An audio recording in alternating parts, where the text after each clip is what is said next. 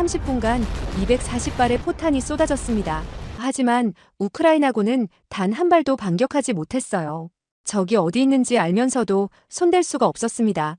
2024년 4월 16일 새벽 우크라이나 도네츠크 외곽 전선 한국방위사업청 첨단무기체계부 담당관 김준혁, 저는 나토 연합참관단의 일원으로 그 지하 벙커에 서서 현대전의 가장 잔인한 진실을 목격했습니다.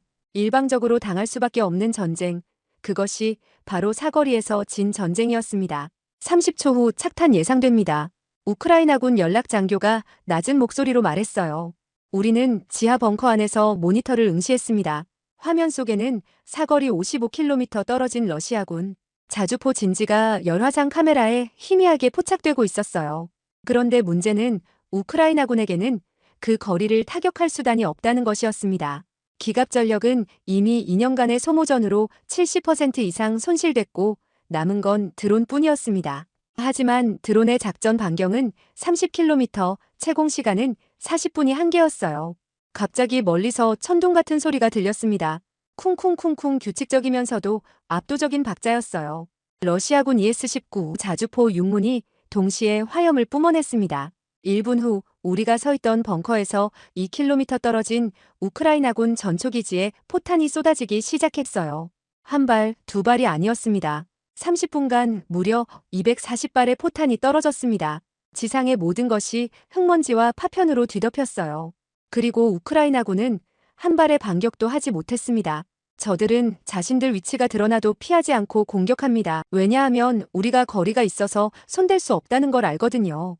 연락장교가 쓴웃음을 지으며 말했습니다. 그의 눈빛에는 분노보다 무력감이 더 짙게 배어 있었어요. 저는 그 순간 전쟁의 본질을 깨달았습니다. 현대전은 더 이상 용맹이나 희생의 문제가 아니었어요.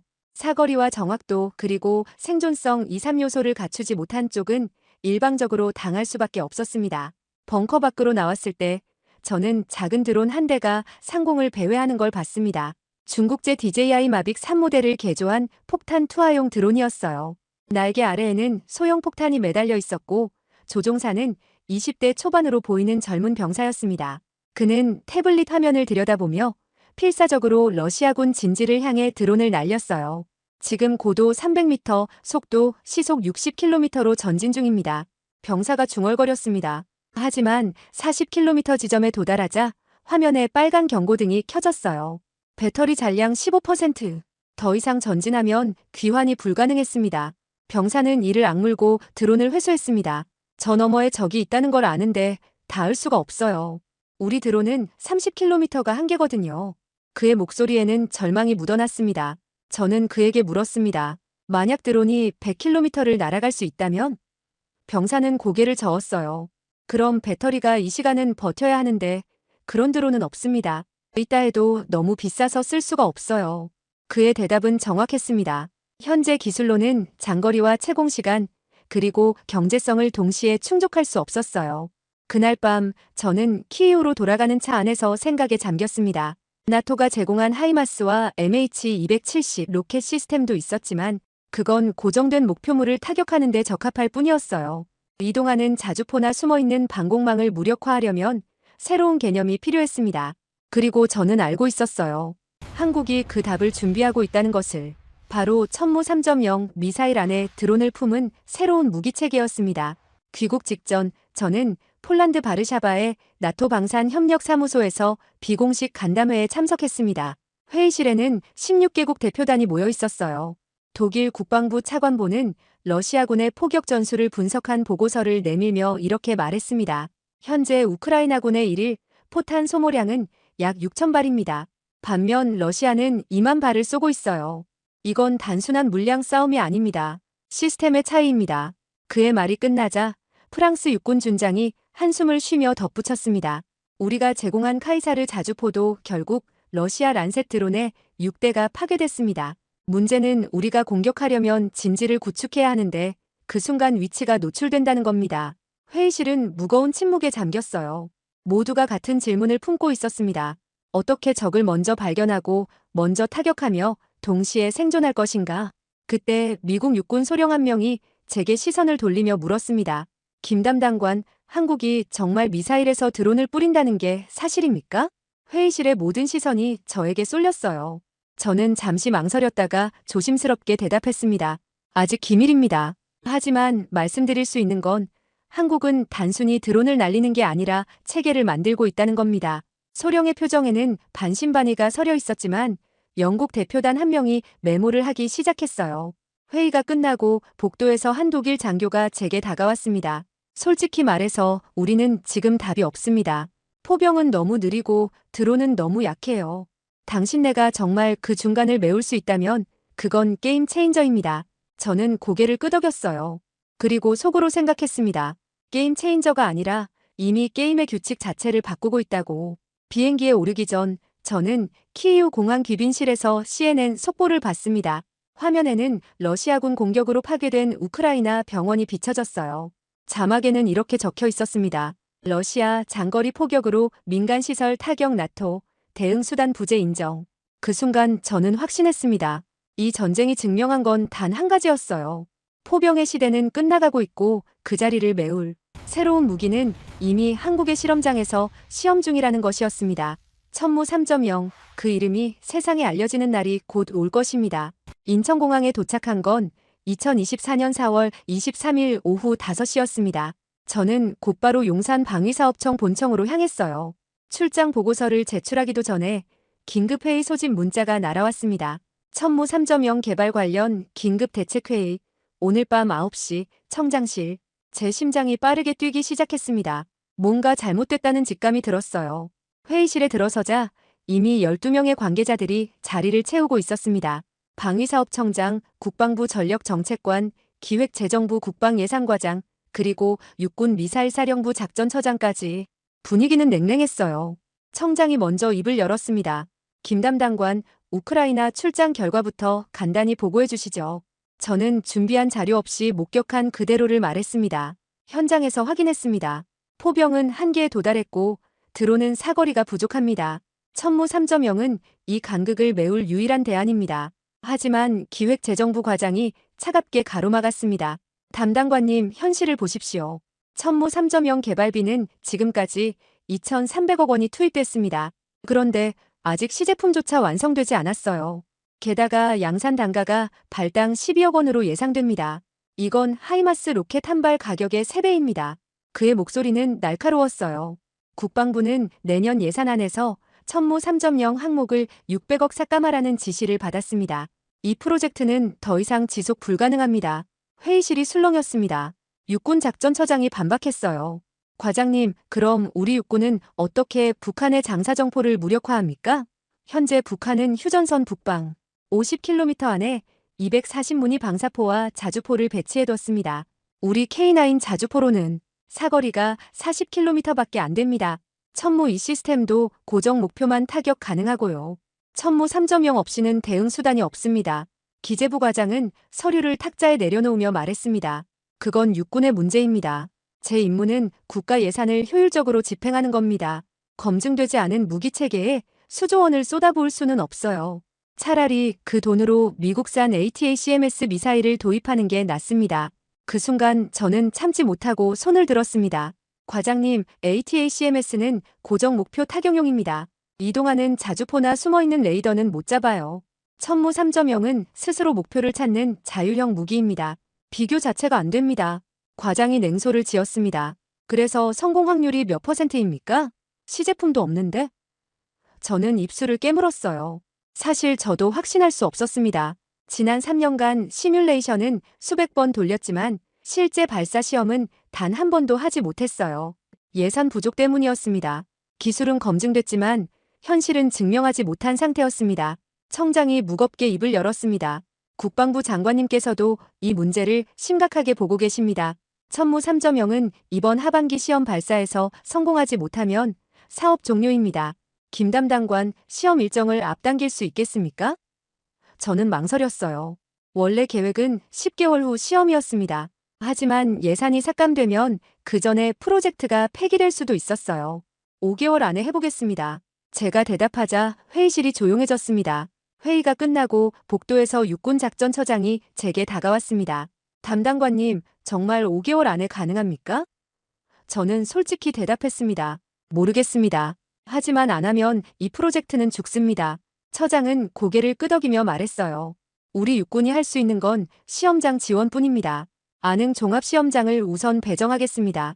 저는 감사 인사를 건넸습니다. 하지만 속으로는 알고 있었어요.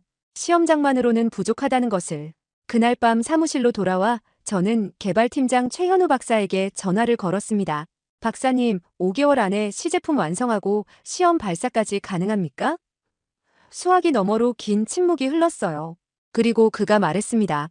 김 담당관님, 솔직히 말씀드리면 70% 확률입니다.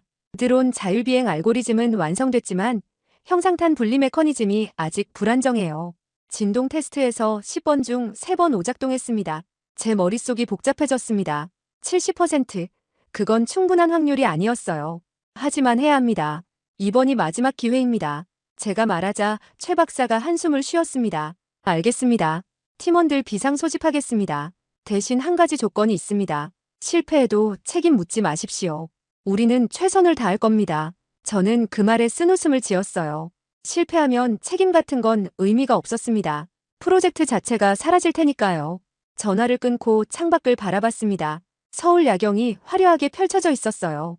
하지만 저는 그 불빛 너머 휴전선 북방 50km에 숨어있는 240무늬 포를 떠올렸습니다. 언젠가 그것들이 불을 뿜으면 서울은 30분 안에 초토화됩니다. 천무 3.0은 단순한 무기가 아니었어요.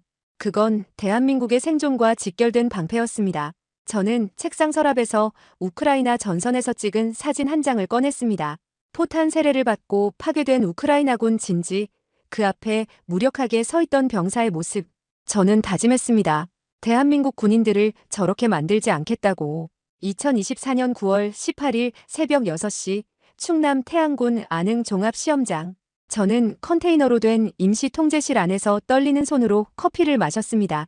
5개월, 정확히는 147일이 지났어요. 그 시간 동안 우리 개발팀은 말 그대로 불가능에 도전했습니다. 최현우 박사와 26명의 엔지니어들은 주말도 없이 밤낮도 없이 달렸습니다. 그리고 오늘 첫 시험 발사의 날이 왔습니다. 통제실 밖으로는 서해 바다가 잔잔하게 펼쳐져 있었어요. 발사대에서 500m 떨어진 곳에 천무 3.0 시제품 1호기가 서 있었습니다. 길이 6m, 직경 430mm의 미사일 안에는 12대의 소형 자율 드론이 접혀진 채 탑재돼 있었어요. 각 드론은 열화상 카메라, 레이저 거리 측정기, 그리고 2.6kg의 형상탄을 장착하고 있었습니다. 총 개발비 2,300억 원, 발당 제작비 12억 원. 이 한 발에 모든 것이 걸려 있었습니다. 최 박사가 통제실로 들어왔습니다. 그의 눈은 충혈돼 있었어요. 어젯밤에도 못 주무셨습니까? 제가 묻자 그가 쓴웃음을 지었습니다. 주무셨습니까? 저는 새벽 4시까지 알고리즘 최종 점검했습니다. 드론 12대 중 단 한 대라도 오작동하면 실패해요. 그의 손도 미세하게 떨리고 있었습니다. 지난 5개월 우리는 116번의 시뮬레이션과 43번의 부분 시험을 거쳤어요. 하지만 통합시험은 이번이 처음이었습니다. 가장 큰 난제는 형상탄 분리 메커니즘이었습니다. 미사일이 고도 900m에서 탄두를 분리하고 그 안에서 드론 12대가 동시에 전개되는 순간 2, 3초의 과정에서 드론들이 서로 충돌하거나 엉키면 끝이었어요. 초기 테스트에서는 10번 중 3번이 실패했습니다. 최 박사팀은 3개월 동안 분리 각도와 타이밍을 1.2초 단위로 조정했어요. 마지막 시뮬레이션에서는 성공률 85%까지 올랐지만 그것만으로는 부족했습니다. 돌파구는 뜻밖의 곳에서 왔습니다. 팀 막내 연구원 한지민 씨가 조류 군지 비행 패턴을 분석하다가 힌트를 얻었어요. 박사님, 철새들은 동시에 날아오르면서도 절대 부딪히지 않습니다. 각자 미세하게 다른 각도와 속도로 출발하거든요. 그 아이디어를 적용해 각 드론마다 0.1초씩 차등 분리하도록 프로그래밍했습니다. 그리고 마지막 시뮬레이션에서 100번 연속 성공. 드디어 실전 준비가 끝났습니다. 발사 30분 전입니다. 시험장 책임자가 방송으로 알렸습니다. 통제실에는 20명의 관계자들이 모여 있었어요. 방위사업청 부청장, 육군작전처장, 국방과학연구소, 미사일, 부장, 그리고 기획재정부에서 나온 감사관까지. 기재부 감사관은 냉담한 표정으로 자료를 뒤적이고 있었습니다. 단가 12억이면 100발 생산에 1조 2천억입니다. 성공해도 양산 가능성은 별개 문제예요. 그의 말에 아무도 대꾸하지 않았습니다. 모두 성공부터 봐야 했으니까요. 발사 10분 전, 카운트다운이 시작됐습니다. 최 박사가 제 옆에 앉으며 낮게 말했어요. 담당관님, 실패하면 제가 책임지겠습니다. 저는 고개를 저었습니다. 박사님, 실패해도 우리는 최선을 다했습니다. 그걸로 충분합니다. 하지만 속으로는 알고 있었어요. 실패하면 천무 3.0 프로젝트는 영원히 폐기되고 3년간의 노력은 물거품이 된다는 것을. 발사 1분 전, 최종 점검 완료. 발사 시퀀스 시작. 통제실이 조용해졌습니다. 화면 속 디지털 시계가 초를 세기 시작했어요. 60, 59, 58. 저는 심장 소리가 귓가에서 울리는 것 같았습니다. 40, 30. 육군 작전처장이 무의식적으로 주먹을 쥐었어요. 20, 10. 최 박사가 눈을 감았습니다. 5, 4, 3, 2, 1. 발사. 우르릉 땅이 흔들리며 천무 3.0 1호기가 하늘로 치솟았습니다. 흰 연기가 발사대를 뒤덮었고 주황색 불꽃이 꼬리를 그으며 미사일이 상승했어요. 마하 2.5, 초속 700m의 속도로 목표 지점을 향해 날아갔습니다. 비행 정상, 고도 500m 돌파. 관제사가 외쳤습니다. 700m, 800m, 900m. 분리 시퀀스 시작. 화면 속에서 미사일 탄두가 둘로 갈라졌습니다. 그 순간 제 숨이 멎었어요. 12개의 작은 점들이 탄두에서 튀어나왔습니다. 드론들이었어요. 하나, 둘, 셋 모두 12대가 완벽하게 분리됐습니다. 전개 성공. 드론 12대 전부 정상 작동. 최 박사가 자리에서 벌떡 일어났습니다. 통제실에서 환호성이 터졌어요. 드론들은 고도 700m에서 대형을 형성하며 목표 구역으로 진입했습니다. 지상에는 모의 표적 6개가 설치돼 있었어요. 구형 T-62, 전차 2대, 자주포 모형 2대, 레이더 차량 1대, 유조차 1대. 드론들은 20분간 상공을 배회하며 열화상 카메라로 표적을 스캔하기 시작했습니다. 목표물 포착. 드론 1호부터 6호까지 각자 표적 할당 완료. 관제사의 목소리가 떨렸습니다. 그리고 드론들이 일제히 강화했습니다. 시속 300km로 급강하하며 표적을 향해 돌진했어요. 쾅쾅쾅쾅쾅쾅 6번의 폭발음이 연달아 울렸습니다. 화면 속에서 6개의 표적이 모두 화염에 휩싸였습니다. 명중. 전 표적 명중. 명중률 100%. 통제실이 폭발했습니다. 박수와 환호가 터져나왔어요. 저는 최 박사와 눈을 마주쳤습니다. 그의 눈에 눈물이 맺혀 있었어요. 해냈습니다. 정말로 해냈습니다. 그가 떨리는 목소리로 말했습니다. 저도 눈시울이 뜨거워졌습니다. 147일 3528시간의 싸움이 결실을 맺은 순간이었어요. 부청장이 제 어깨를 두드렸습니다. 김 담당관 축하합니다. 대한민국이 세계 최초로 미사일 발사형 자율드론 시스템을 완성했습니다. 하지만 통제실 한쪽에서 기재부 감사관은 여전히 무표정했습니다. 그는 자리에서 일어나며 말했어요. 시험은 성공했지만 양산 예산 승인은 별개입니다. 보고서 제출하십시오. 그리고 문을 열고 나갔습니다. 저는 그의 뒷모습을 보며 생각했습니다. 이제 첫 관문을 넘었을 뿐이라고. 진짜 싸움은 이제부터였습니다. 시험 발사 사흘 후 제 사무실 전화기는 쉴 새 없이 울렸습니다. 2024년 9월 20일 오전 9시부터 오후 6시까지 23통의 전화를 받았어요. 미국 국방부 산하방산 협력실, 폴란드 국방조달청, 루마니아 육군 무기국, 그리고 이름을 밝힐 수 없는 중동 3개국의 구매 대표단까지 모두 한 가지만 물었습니다. 천무 3.0 구매 가능합니까? 가장 먼저 반응한 건 해외 언론이었습니다.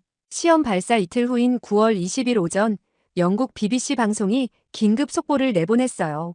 한국 세계 최초 미사일 발사형 자율드론 시스템 실험 성공 게임 체인저 등장.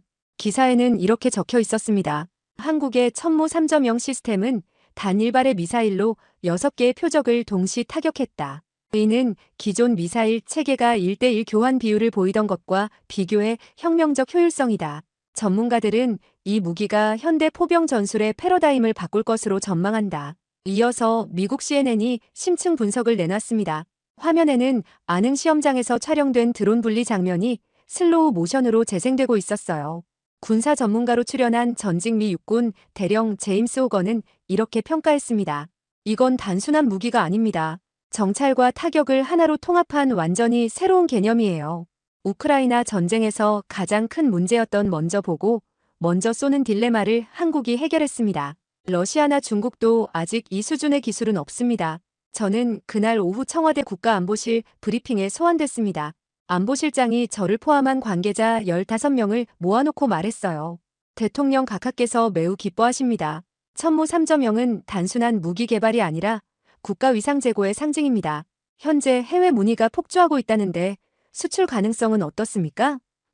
저는 조심스럽게 대답했습니다. 기술적으로는 가능합니다. 하지만 아직 양산 체계가 구축되지 않았고 국내 배치도 완료되지 않은 상태입니다. 안보실 차장이 끼어들었습니다. 그렇다면 우선순위를 정해야 합니다. 국내 배치가 먼저입니까? 수출이 먼저입니까? 그 질문에 회의실이 조용해졌어요. 육군 작전처장이 먼저 입을 열었습니다. 당연히 국내 배치가 최우선입니다. 북한 장사정포 위협은 현실이고 우리 육군은 이 무기가 절실합니다. 하지만 외교부 군축과장이 다른 의견을 냈어요. 국제 정세를 고려하면 우방국 우선 공급도 검토해야 합니다. 특히 폴란드와 루마니아는 나토 회원국이자 우크라이나 지원 전선입니다. 전략적 가치가 큽니다. 그때 산업통상자원부 방산수출과장이 구체적인 숫자를 제시했습니다. 현재 비공식 타진만 해도 잠재 수출액이 10조 원을 넘습니다. 아랍에미리트와 사우디아라비아는 각각 200발씩 도입 의향을 밝혔어요. 단가 12억 원 기준으로 4,800억 원입니다. 폴란드는 300발 3,600억 원 규모를 원합니다. 이건 단순 수출이 아니라 한국 방산의 위상을 한 단계 끌어올릴 기회입니다. 숫자를 듣는 순간 회의실 분위기가 달라졌어요. 10조 원, 그건 무시할 수 없는 규모였습니다. 하지만 저는 불안했습니다. 기술 유출 가능성 때문이었어요. 실장님, 한 가지 우려되는 점이 있습니다. 천무 3.0의 핵심은 자율비행 알고리즘과 다중 표적 동시 타격 기술입니다. 이게 중국이나 러시아에 넘어가면 우리의 기술적 우위가 사라집니다. 안보실장이 고개를 끄덕였어요. 그래서 수출 승인은 매우 신중하게 할 겁니다. 일단 나토 회원국과 전통 우방국에만 제한하고 핵심 소프트웨어는 블랙박스 처리해서 역설계가 불가능하도록 하십시오. 회의가 끝나고 복도에서 산업부 과장이 제게 다가왔습니다. 담당관님, 솔직히 말하면 정부는 지금 수출에 굉장히 적극적입니다. 경제가 어려운 시기에 10조 원 규모 수출은 무시할 수 없거든요. 양산 계획 언제쯤 나옵니까? 저는 정직하게 대답했어요. 빨라야 내년 상반기입니다. 지금은 시제품 1대뿐이고 생산 라인 구축에만 6개월이 걸립니다. 과장이 난처한 표정을 지었습니다. 그럼 바이어들이 기다려줄까요? 경쟁국들도 비슷한 기술을 개발 중일 텐데. 그날 저녁 사무실로 돌아오니 이메일이 63통 쌓여 있었습니다. 대부분 해외 방산업체와 정부기관에서 온 문의였어요. 가장 눈에 띄는 건 미국 로키드 마틴 부사장 명의의 메일이었습니다. 천무 3.0 기술 협력 및 공동 생산 가능성 논의 희망. 미국 최대 방산업체가 한국 기술에 손을 내민 겁니다. 5년 전만 해도 상상할 수 없던 일이었어요. 저는 창밖을 내다봤습니다. 서울 도심 빌딩들에 불이 하나둘 켜지고 있었어요. 그 빛들을 보며 생각했습니다. 우리는 이제 무기를 사는 나라에서 파는 나라가 됐다고. K9 자주포, 천공 미사일, 그리고 이제 천무 3.0까지. 한국 방산은 세계 5위권으로 도약했습니다. 하지만 동시에 부담도 커졌어요. 세계가 주목하면 적들도 주목한다는 것, 그 사실을 저는 잘 알고 있었습니다. 그날 밤 11시 최현우 박사에게서 문자가 왔습니다. 담당관님, 축하 인터뷰 요청이 30건 넘게 들어왔습니다. 어떻게 할까요? 저는 잠시 고민하다가 답장을 보냈어요. 전부 거절하십시오. 우리는 아직 성공한 게 아닙니다. 시험 1회 성공했을 뿐입니다. 박사에게서 금방 답이 왔습니다. 알겠습니다. 그런데 하나 걱정되는 게 있습니다. 중국 관영 매체가 오늘 천무 3.0 관련 기사를 냈는데 논조가 심상치 않습니다. 저는 곧바로 중국 황구시보 웹사이트에 접속했습니다. 기사 제목은 이랬어요. 한국 신형 무기, 동북아 군비 경쟁 촉발 우려 중국 전문가, 지역 안정 위협 지적. 기사는 천무 3.0을 공격적 무기 체계로 규정하며 한국이 미국의 사주를 받아 중국을 겨냥한 무기를 개발했다고 주장했어요. 마지막 문장이 특히 신경 쓰였습니다. 중국은 주변국의 군사적 도발에 대해 필요한 조치를 취할 것이다. 제 등에 식은땀이 흘렀습니다. 우리는 북한을 막기 위해 무기를 만들었는데 중국은 자신들을 겨냥한 것으로 받아들이고 있었어요. 그리고 중국에 필요한 조치가 무엇을 의미하는지 저는 너무 잘 알고 있었습니다. 기술 탈취, 사이버 공격, 외교적 압박. 승리의 기쁨은 짧았고 새로운 전쟁의 서막이 오르고 있었습니다. 2024년 10월 5일 오전 6시 저는 긴급 호출을 받았습니다. 국가정보원 대테러센터 상황실로 즉시 출석하라는 지시였어요. 이유는 설명하지 않았습니다. 저는 불길한 예감에 서둘러 차를 몰았습니다. 상황실에 도착하니 이미 10명의 관계자들이 심각한 표정으로 모여 있었어요. 국정원 차장, 국방부 정보본부장, 사이버작전사령부 작전처장, 그리고 방위사업청 보안담당관까지. 차장이 스크린을 켰습니다. 화면에는 낯선 코드 문자열이 빼곡히 적혀 있었어요. 어제 새벽 3시부터 오전 5시까지 방위사업청과 국방과학연구소 서버에 총 3,782회의 해킹 시도가 있었습니다. 발신지는 중국 광둥성 선전시로 추정됩니다. 차장의 목소리가 차갑게 가라앉았어요. 타겟은 명확했습니다. 천무 3.0 관련 설계도면, 알고리즘 소스코드, 시험 데이터. 우리가 막지 못했다면 핵심 기술이 통째로 넘어갈 뻔했습니다. 제 심장이 쿵쾅거렸습니다. 피해 규모는 어느 정도입니까? 사이버사 작전처장이 대답했어요. 다행히 2중 3중 방화벽 덕분에 실제 유출은 없었습니다. 하지만 이건 시작일 뿐입니다. 해킹 패턴을 분석한 결과 중국 인민해방군 6001 부대 소속으로 확인됐습니다. 국가 차원의 조직적 공격이에요. 6001 부대, 중국 최정예 사이버 부대였습니다.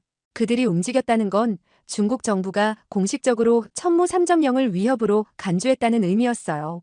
국정원 차장이 또 다른 문서를 꺼냈습니다. 더 심각한 건 이겁니다.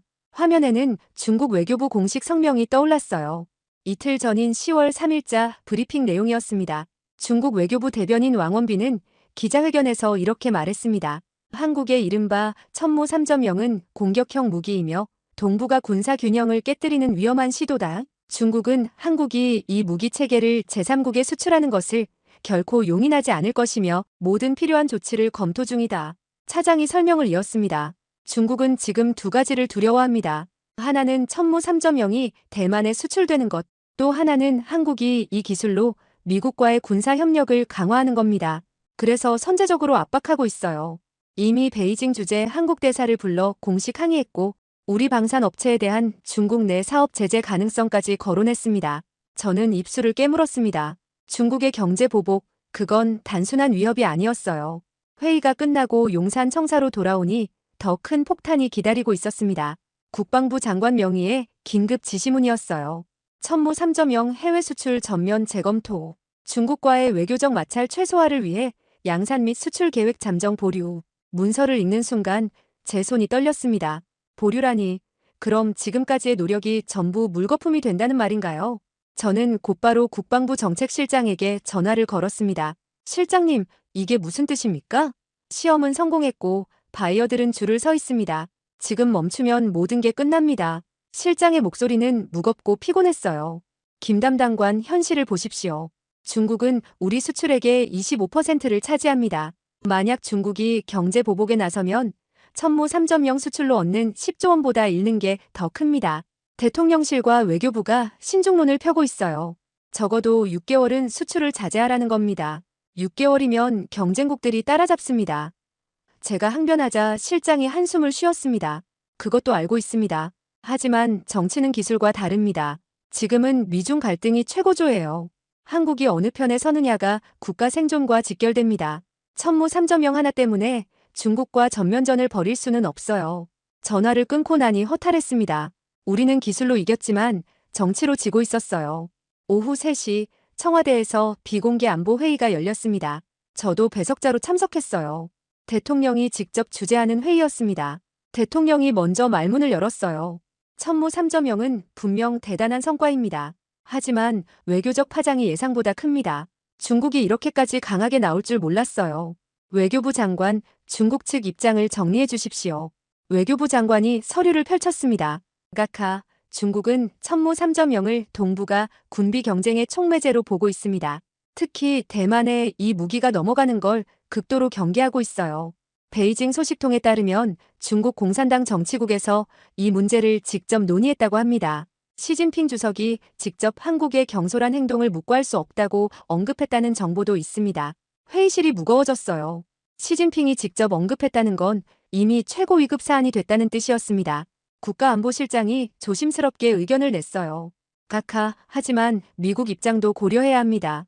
미국은 천무 3.0을 인도 태평양 전략의 중요 자산으로 보고 있습니다. 만약 우리가 중국 눈치를 보며 수출을 포기하면 미국과의 신뢰에 금이 갑니다. 대통령이 고개를 저었어요. 둘 다 이룰 수는 없습니다. 절충안이 필요해요. 우선 6개월간은 수출을 보류하고 그 사이 중국과 외교적 협상을 시도합시다. 국방부는 양산은 계속 진행하되 대외 홍보는 최소화하십시오. 회의가 끝난 후 저는 복도에서 육군작전처장과 마주쳤습니다. 그의 얼굴은 붉게 달아올라 있었어요. 담당관님, 이게 말이 됩니까? 북한 위협은 현실인데 중국 눈치 보느라 우리 군 전력 증강을 멈춘다? 이건 주객전도입니다.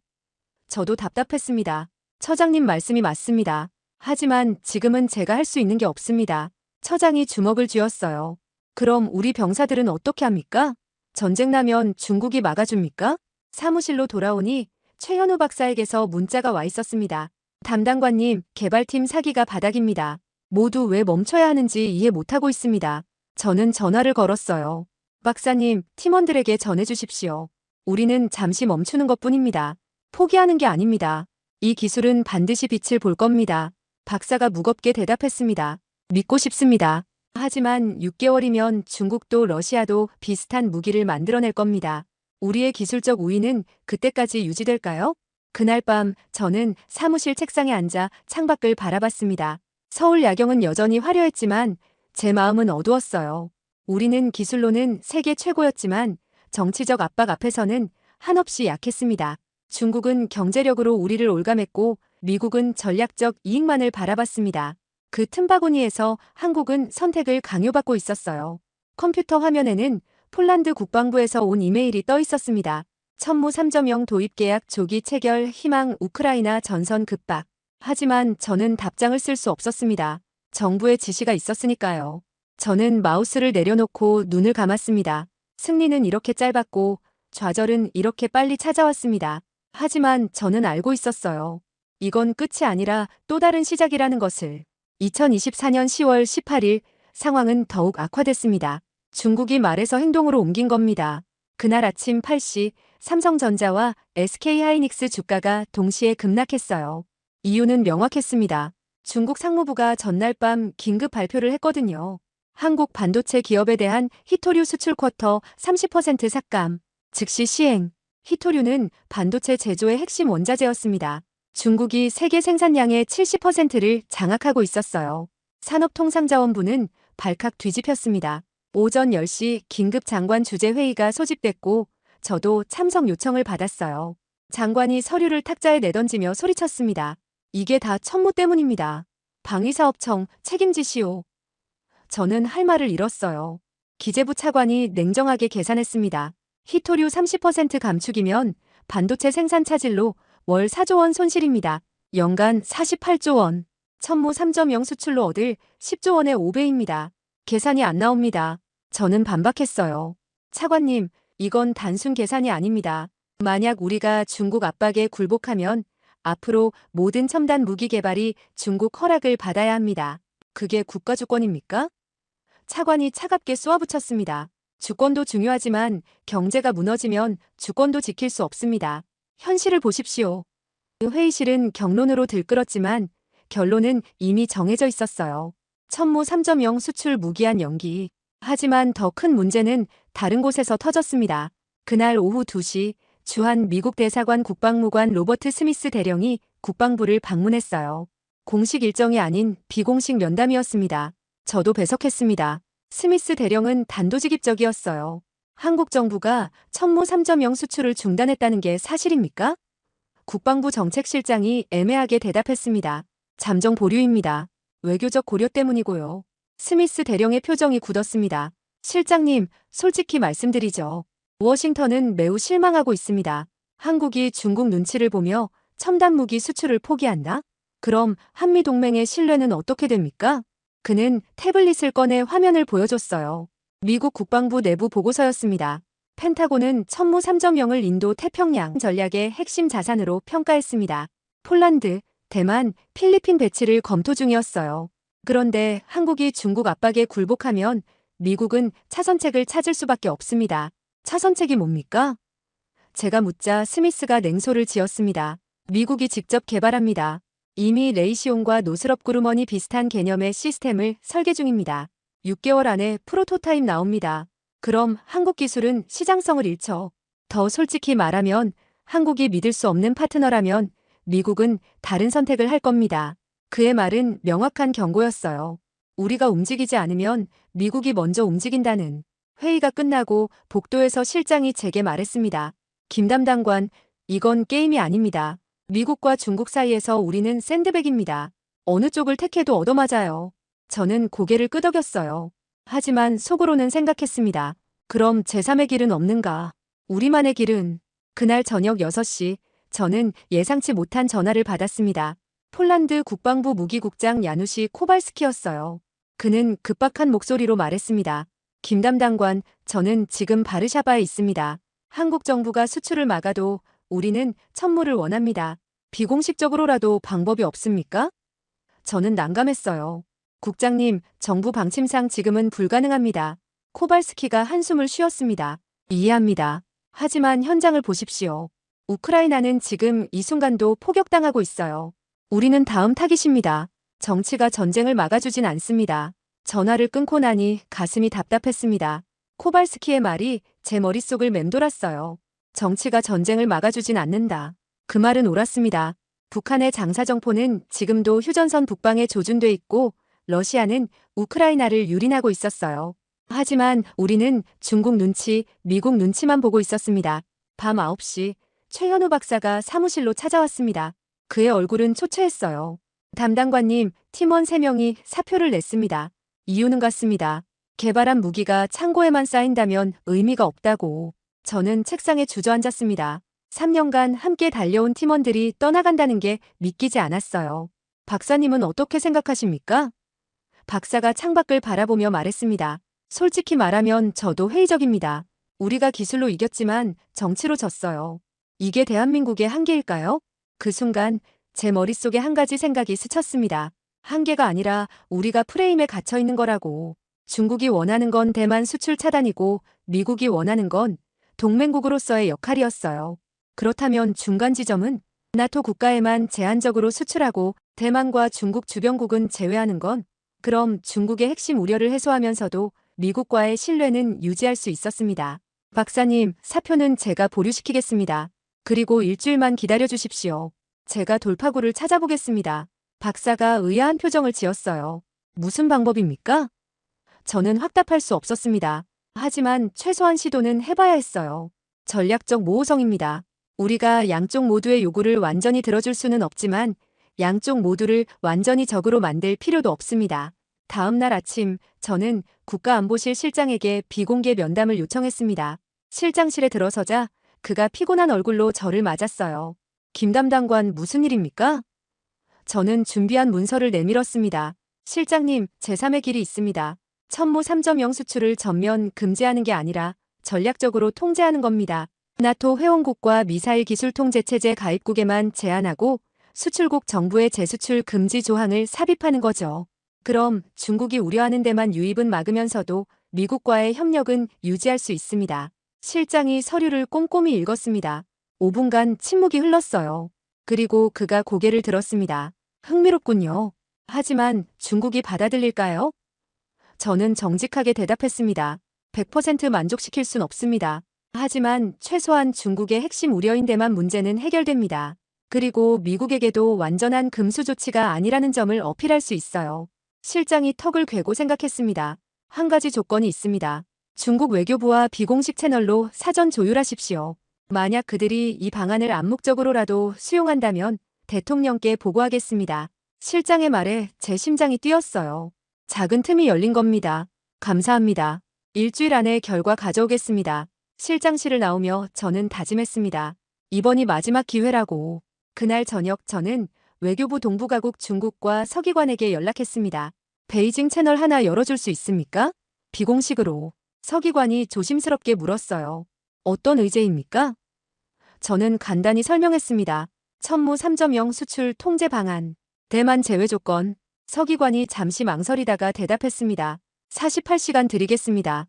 중국 측 반응 확인해보죠. 전화를 끊고 창밖을 바라봤습니다. 서울 야경은 여전히 아름다웠어요. 하지만 그 빛 뒤에는 보이지 않는 전쟁이 벌어지고 있었습니다. 기술의 전쟁, 외교의 전쟁, 생존의 전쟁. 저는 이제 그 전장의 한복판에 서 있었습니다. 그리고 물러설 곳은 없었어요. 앞으로 나아가거나 무너지거나. 저는 전진을 택했습니다. 2024년 10월 23일 오후 2시 베이징 차오양구 한 호텔 커피숍. 저는 중국 외교부 아시아국 부국장 리창밍을 마주 앉아 있었습니다. 공식 기록에는 남지 않을 비공식 면담이었어요. 리 부국장은 50대 중반의 노련한 외교관이었습니다. 그는 차를 한 모금 마시고 조심스럽게 입을 열었어요. 김 담당관, 우리는 한국을 적대시하는 게 아닙니다. 다만 대만 문제만큼은 양보할 수 없어요. 저는 준비한 문서를 펼쳤습니다. 부국장님, 한국도 그 점을 이해합니다. 그래서 이 방안을 제시합니다. 문서에는 명확히 적혀 있었어요. 천무 3.0 수출 대상국, 나토 회원국 및 미사일 기술 통제체제 가입국의 한정. 대만, 일본, 필리핀 제외. 수출 계약서에 제3국 재수출 금지 조항 의무 삽입. 리 부국장이 서류를 꼼꼼히 읽었습니다. 10분간 침묵이 흘렀어요. 일본도 제외합니까? 그가 물었습니다. 저는 고개를 끄덕였어요. 네. 동북아 3국에는 수출하지 않습니다. 이건 중국의 안보 우려를 존중하는 제스처입니다. 리 부국장의 표정이 약간 누그러졌어요. 한 가지 더 확인하죠. 미국이 이 무기를 대만에 재수출하는 건? 저는 단호하게 대답했습니다. 계약서에 명시합니다. 만약 재수출이 확인되면 한국은 즉시 기술 지원과 부품 공급을 중단합니다. 이건 법적 구속력이 있습니다. 리 부국장이 핸드폰을 꺼내 누군가에게 중국어로 짧게 통화했어요. 아마 베이징 본부였을 겁니다. 5분 후 그가 전화를 끊고 말했습니다.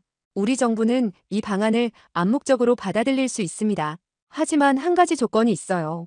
폴란드 첫 수출 시 중국 관영 매체가 한국이 중국의 안보 우려를 고려했다는 논평을 낼 겁니다. 한국 정부는 이에 반박하지 마십시오. 저는 잠시 고민했어요. 체면 싸움이었지만 실리를 얻기 위해서는 필요했습니다. 알겠습니다. 악수를 나누고 호텔을 나왔습니다. 제 손이 떨렸어요. 첫 관문을 통과한 겁니다. 바로 인천행 비행기에 올랐습니다. 기내에서 저는 국가안보실 실장에게 보고 문자를 보냈어요. 베이징 채널 성공. 중국 측 암묵적 동해 확보. 조건부 수출 가능. 10분 후 실장에게서 답장이 왔습니다. 잘했습니다. 내일 오전 청와대 보고 준비하십시오.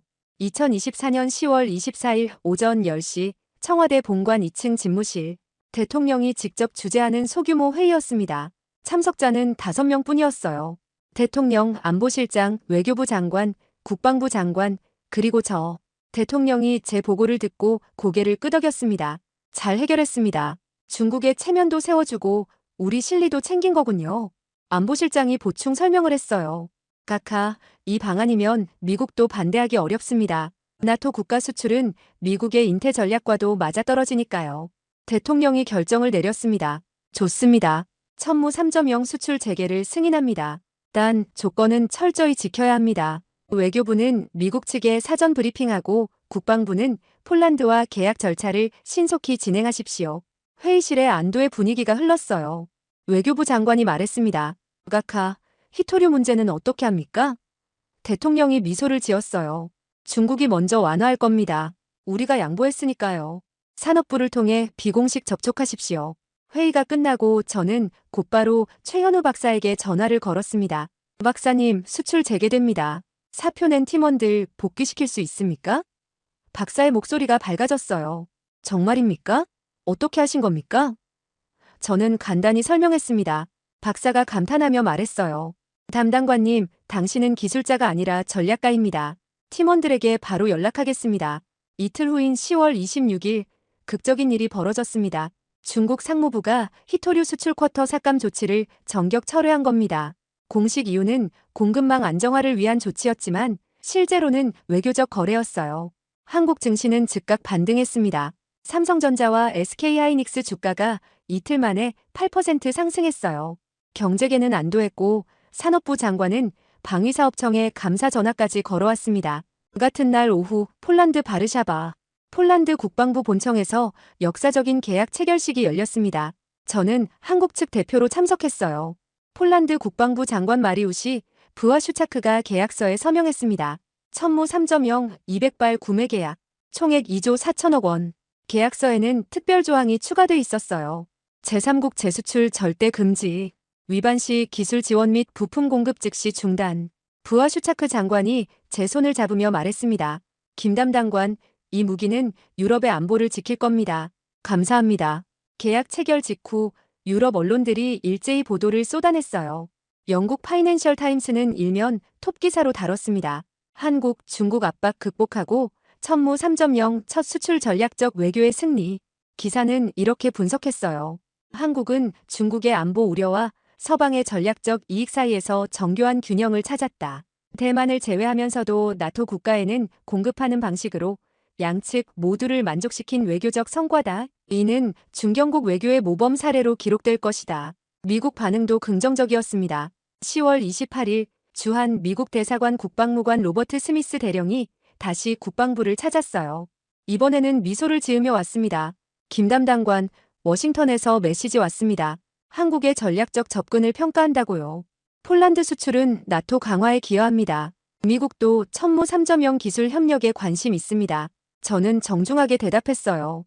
대령님, 한국은 동맹을 소중히 여깁니다. 하지만 이번 일로 배웠습니다. 우리만의 길도 필요하다는 것을요. 스미스가 고개를 끄덕였습니다. 그게 바로 성숙한 동맹입니다. 미국은 한국이 주체적으로 판단하길 원해요. 앞으로도 협력 기대합니다. 그는 악수를 청하며 떠났습니다. 저는 그의 뒷모습을 보며 생각했어요. 우리는 더 이상 선택을 강요받는 약소국이 아니라고. 우리도 게임의 룰을 만들 수 있다고. 10월 30일 방위사업청 대회의실에서 긴급 전체 회의가 열렸습니다. 청장이 단상에 올라 발표했어요. 천무 3.0 폴란드 첫 수출 계약 체결 완료. 향후 루마니아 150발, 노르웨이 100발 추가 협상 진행 중. 예상 수출액 5조 원 돌파. 회의실에서 박수가 터져나왔습니다. 청장이 이어 말했어요. 이 모든 건 김준혁 담당관과 개발팀의 헌신 덕분입니다. 대한민국 방산이 세계 톱티어로 진입하는 역사적 순간입니다. 회의가 끝나고 복도에서 육군작전처장이 제게 다가왔습니다. 담당관님, 육군도 천무 3.0 60발 긴급 도입 예산 확보했습니다. 내년 3월부터 배치 시작합니다. 그의 얼굴에는 환한 미소가 있었어요. 저는 악수를 건넸습니다. 처장님, 북한 장사정포 이제 두렵지 않습니다. 처장이 힘주어 말했습니다. 그렇습니다. 우리 군인들이 더 이상 일방적으로 당하지 않을 겁니다. 그날 저녁 저는 안흥 시험장을 다시 찾았습니다. 5개월 전 첫 시험 발사가 이뤄진 곳이었어요. 발사대는 텅 비어 있었지만 저는 그날의 긴장과 감격을 생생히 기억했습니다. 서해 바다에서 불어오는 바람이 차가웠지만 제 가슴은 뜨거웠어요. 우리는 해냈습니다. 기술로 시작해서 외교로 완성한 승리였습니다. 핸드폰이 울렸습니다. 최현우 박사였어요. 담당관님, 팀원들이 축하 자리를 마련했대요. 모시겠습니까? 저는 웃으며 대답했습니다. 당연히 가야죠. 다들 영웅입니다. 시험장을 나서며 저는 하늘을 올려다봤어요. 구름 사이로 별이 반짝이고 있었습니다. 그 별들처럼 천무 3.0도 이제 세계 하늘에 떠오를 겁니다.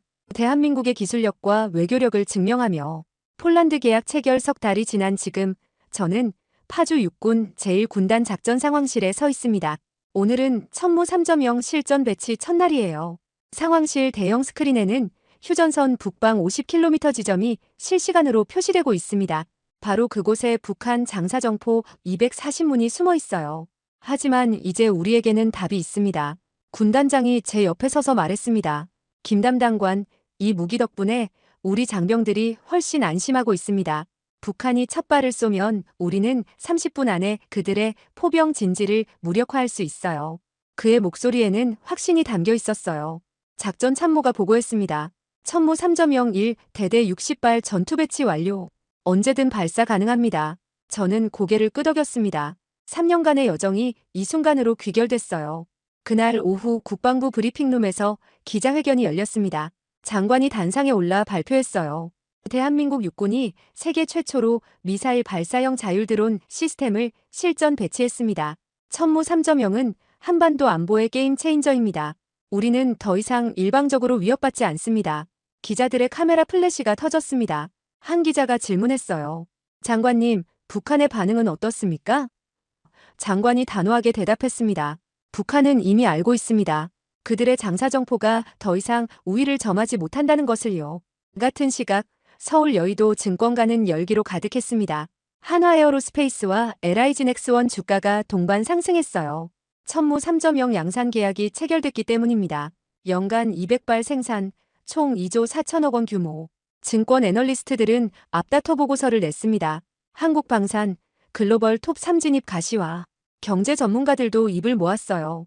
천무 3.0은 단순한 무기가 아니라 한국이 기술 강국임을 증명하는 상징입니다. 국제 반응은 더욱 뜨거웠습니다. 미국 워싱턴 포스트가 특집 기사를 실었어요. 한국의 천무 3.0, 현대전의 패러다임 전환 포병 시대의 종말 고하다. 기사는 상세히 분석했습니다. 우크라이나 전쟁에서 드러난 전장의 딜레마를 한국이 기술로 해결했다. 먼저 보고 먼저 쏘고 살아남는 것. 천무 3.0은 이 삼박자를 완벽히 구현했다. 미국 국방부조차 한국 기술을 벤치마킹하고 있다. 프랑스 르몽드도 일면에 실었어요. 한국 무기 수입국에서 수출 강국으로 30년 만에 대반전. 기사는 감동적이었습니다. 1990년대 걸프전 당시 한국군은 미국제 무기에 전적으로 의존했다. 하지만 지금 한국은 유럽에 첨단 무기를 공급하고 있다. K9 자주포, KF-21 전투기, 그리고 천무 3.0. 이는 기술 자립과 외교적 성숙이 만든 기적이다. 저는 그 기사를 읽으며 가슴이 벅차올랐어요. 영국 BBC는 다큐멘터리까지 제작했습니다. 한국의 기술혁명 천무 3.0 이야기. 프로그램은 아능 시험장부터 폴란드 계약까지 전 과정을 담았어요. 인터뷰에는 최현우 박사와 개발팀이 출연했습니다. 박사가 카메라 앞에서 말했어요. 우리는 전쟁을 원하지 않습니다. 하지만 우리를 지킬 수단은 필요합니다. 천무 3.0은 억지력입니다. 공격하려는 자에게 경고하는 무기죠. 프로그램은 영국에서 시청률 9%를 기록했습니다. 중국 반응도 변했습니다. 황구시보는 더 이상 위협적 논조를 쓰지 않았어요. 대신 이렇게 평가했습니다. 한국이 전략적 균형을 유지하며 무기 수출을 관리하고 있다. 이는 지역 안정에 기여한다. 외교적 승리였습니다. 우리는 중국을 적으로 만들지 않으면서도 우리의 길을 걸었어요. 리창민 부국장에게서 비공식 메시지가 왔습니다. 한국의 성숙한 판단에 감사합니다. 양국 관계는 계속 발전하기를 바랍니다. 저는 그 메시지를 읽으며 안도했어요. 유럽에서는 추가 주문이 쇄도했습니다. 루마니아 150발, 노르웨이 100발, 체코 70발. 총 수출액은 8조 원을 돌파했어요. 방위사업청은 수출 전담팀을 신설했습니다. 청장이 전체 회의에서 선언했어요. 우리는 이제 세계 방산 시장의 주요 플레이어입니다. 천무 3.0이 그 출발점이었습니다. 직원들의 박수가 쏟아졌습니다. 저는 그 박수 속에서 3년간의 고생이 보상받는 기분이었어요. 어느 날 저녁 최현우 박사와 함께 한강을 걸었습니다. 강 너머 불빛들이 반짝이고 있었어요. 박사가 조용히 말했습니다. 담당관님, 우리가 해냈습니다. 하지만 이게 끝은 아니죠? 저는 고개를 끄덕였어요. 맞습니다. 이건 시작입니다. 천무 4.0, 5.0도 준비해야죠. 기술은 멈추지 않으니까요. 박사가 웃었습니다. 그럼 저도 은퇴는 미뤄야겠네요. 우리는 함께 웃었어요. 국회에서도 변화가 있었습니다. 여야를 떠나서 천무 3.0을 칭찬했어요. 국방위원회 야당 간사가 본회의에서 발언했습니다. 여야를 떠나 천무 3.0은 대한민국의 자랑입니다. 개발팀과 관계자들에게 경의를 표합니다. 여당 의원이 특별 결의안을 발의했어요. 천무 3.0 개발 유공자 국가포상 추진건 만장일치로 통과됐습니다. 저는 그 소식을 듣고 팀원들에게 연락했어요. 여러분 덕분입니다. 국가가 인정합니다. 청와대에서 포상식이 열렸습니다. 대통령이 직접 훈장을 수여했어요. 최현우 박사는 과학기술 훈장, 저는 산업포장을 받았습니다. 대통령이 제 손을 잡으며 말했어요. 김 담당관, 당신은 기술자이자 외교관이었습니다. 대한민국의 위상을 높였어요. 저는 고개를 숙였습니다. 까카, 이건 제 혼자 힘이 아닙니다. 팀 전체의 승리입니다. 대통령이 미소 지었어요. 그 겸손함이 당신을 더 빛나게 합니다. 포상식이 끝나고 저는 혼자 용산 전쟁기념관을 찾았습니다. 6.25 전쟁 전시관 앞에 섰어요. 75년 전 우리 선조들은 제대로 된 무기도 없이 나라를 지켰습니다. 얼마나 힘들었을까요? 하지만 지금 우리는 다릅니다. 우리는 우리 손으로 만든 무기로 우리를 지킵니다. 더 나아가 우방국까지 돕고 있어요. 이게 바로 대한민국의 성장이었습니다. 핸드폰이 울렸습니다. 폴란드 야누시 코발스키 국장이었어요. 김 담당관, 천무 3.0 첫 배치 완료했습니다. 폴란드 육군이 자신감을 되찾았어요. 진심으로 감사합니다. 저는 웃으며 대답했습니다. 국장님, 우리 무기가 평화를 지키는 데 쓰이길 바랍니다. 코발스키가 진지하게 말했어요. 그럴 겁니다. 억지력이 전쟁을 막습니다. 사무실로 돌아와 창밖을 바라봤습니다. 서울 야경은 언제나처럼 아름다웠어요. 하지만 이제 그 불빛들은 다르게 보였습니다. 천무 3.0이 지키는 도시, 우리 기술이 보호하는 나라. 저는 가슴 벅찬 자부심을 느꼈습니다. 우리는 더 이상 약한 나라가 아니에요. 우리는 기술 강국이고 방산 강국이며 외교적으로도 성숙한 국가입니다. 책상 위에는 다음 프로젝트 제안서가 놓여 있었습니다. 천무 4.0 스텔스 기능 추가형. 저는 서류를 펼쳤어요. 새로운 도전이 시작됩니다. 하지만 이제 저는 두렵지 않습니다. 우리는 해낼 수 있으니까요. 천무 3.0이 그걸 증명했습니다. 대한민국은 할 수 있습니다. 기술로, 외교로, 그리고 우리